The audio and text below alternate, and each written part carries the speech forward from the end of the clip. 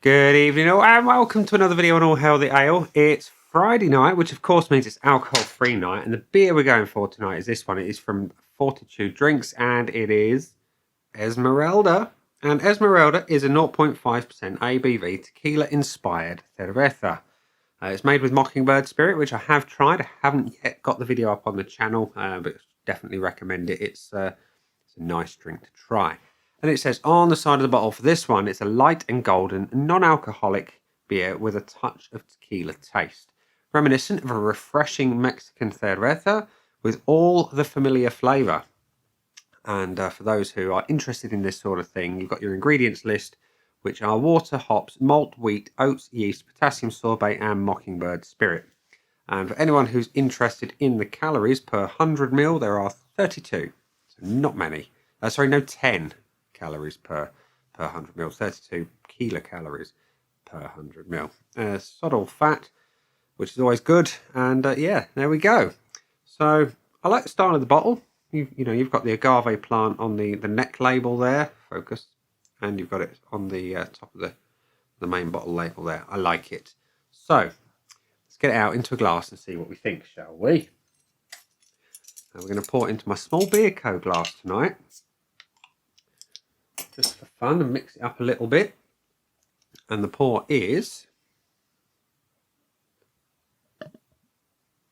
pale. Well, it's kind of given away really.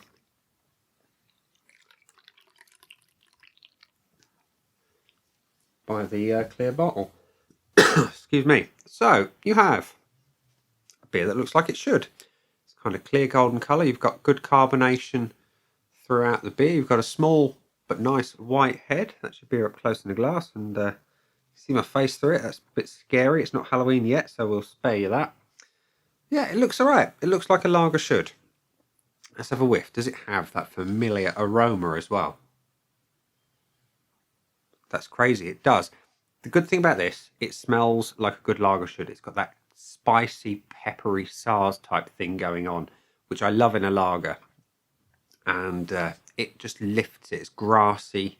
It's almost skunked in that sense. And SARS, when done right, for me, and I know a lot of people don't like it, it just amplifies everything. There's a slight sweetness on the back end of the aroma, and it's malty as well. It does smell really rather nice. So, looks good. It smells good. Let's see what it tastes like. Cheers.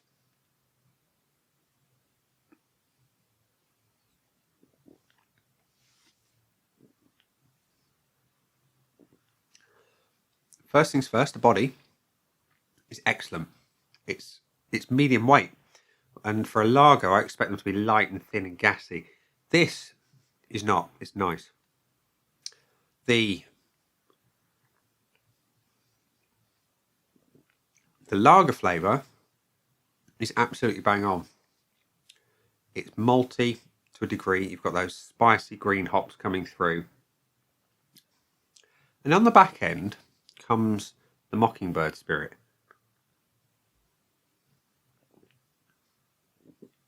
Now, when I tried the Mockingbird Spirit, I found it not really like the main flavour of a tequila. It's like the aftertaste. And that is present here. It's not quite what you would expect, let's say, if you had a Desperados or something like that. But it works. It's nice. It is nice. There's a sweetness that it adds to the back end.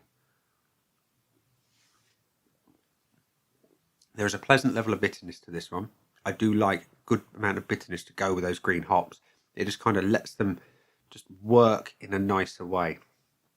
The malts are sweet. The back end is sweet from the spirit, which, having tasted it on its own, like I say, has got an inherent sweetness anyway. I quite like this.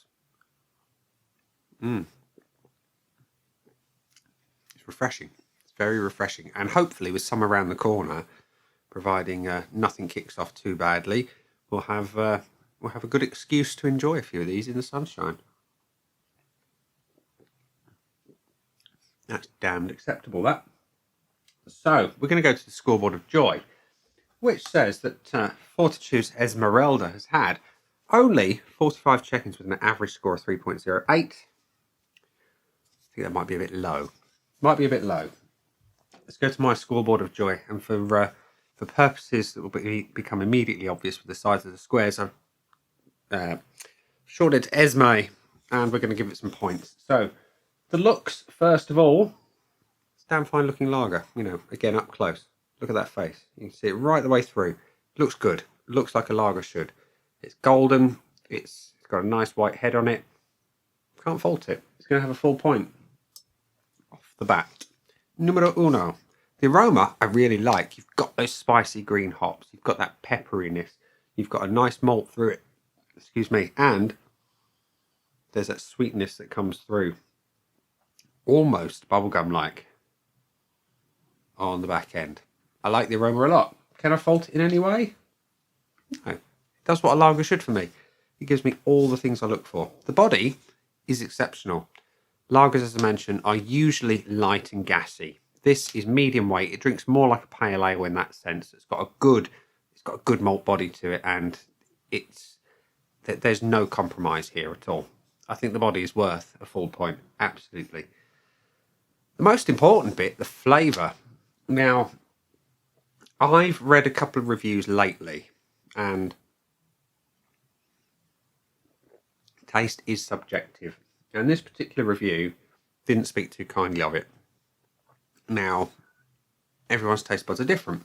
I've not tried the beer that he was comparing it to. And in the same vein, I hadn't tried this one before tonight, so I went in with an open mind, as I always do, and I thought, I'll be fair. I like the taste on this one. I really do.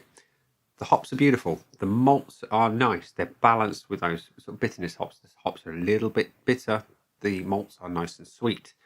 The finish, or the back end of the main flavour, brings that bubblegum-like flavour that I get from the Mockingbird Spirit. But it works. It works nicely with this.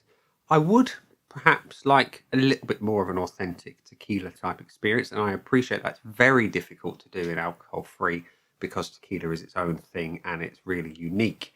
And I think a lot of the flavour of tequila comes from, obviously, the agave itself, but the alcohol content as well.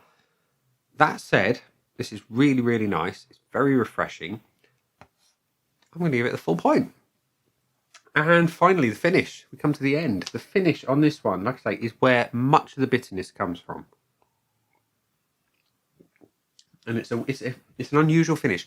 You've got sweetness at first, then you've got the bitterness of the hops. And the aftertaste is, like I say, the aftertaste of the Mockingbird Spirit, that inherent sweetness, that bubblegum-like nature. That's, for me, the weakest part of this beer. It's not weak, but it's just the weakest part compared to the other things. I'm going to give the finish a 0.75. Which, like I said, it's damn good. You know, the only thing I would change is just get rid of some of that bubblegum nature and just have a little bit more of the authentic tequila type finish. So, it's got 4.75 out of 5. Does it get any extra things? It can't have the full bonus point because it hasn't got a full 5. Would I buy it again? Yeah, I would actually. I really like the flavour. I like the body. It's an authentic drinking experience, and that's what I'm really looking for from an alcohol-free beer with that flavour. And the value for money, I can't remember what I paid for it. It was about £2 something from the wise bartender. I think it's worth paying that for, I must admit. So it gets a value for money tick box, which means that Esmeralda from Fortitude has got 4.75 out of 5, plus a couple of extra bonuses along the way. There we go.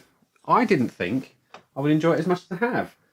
But I have. There we go. You surprise yourself every day of the week if you look out there and enjoy some different things. So, ladies and gents, boys and girls, it's Friday night, and I'm just going to leave you to relax and say, that has been the beer. I've been me. Those down there are the buttons. You know exactly what to do with them by now. You've got the like, comment, dislike, and subscribe. Choose any combination of them as you wish. And I will see you again soon for another video. Bye.